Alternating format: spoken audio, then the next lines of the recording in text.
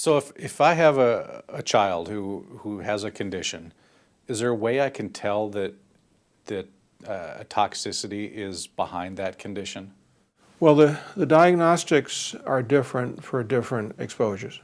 Okay. So for example, in the case of lead, the best diagnosis is to get a blood lead test. And if the test is elevated, then seek out the source of exposure and prevent it. If mercury is suspected as the cause of disease, again, a blood test.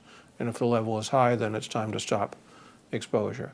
Some of the other chemicals are very difficult to test in the human body because they tend to be very short-lived in the bloodstream. In other words, they get in and they're gone in 24 to 36 hours. So unless the blood sample or the urine sample is collected very, very close to the time of exposure, you'll miss the footprint.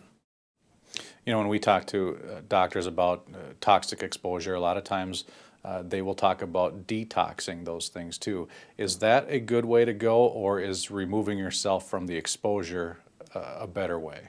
Yeah, I've always taught that it's far preferable to remove yourself or remove your child from the exposure. The trouble with detoxing, with chelation, for example, is that chelation not only removes the harmful materials, it also can remove essential trace elements like magnesium, like calcium, from the human body. And CDC has reported deaths from the improper use of chelation. So I advise against chelation except in extreme cases.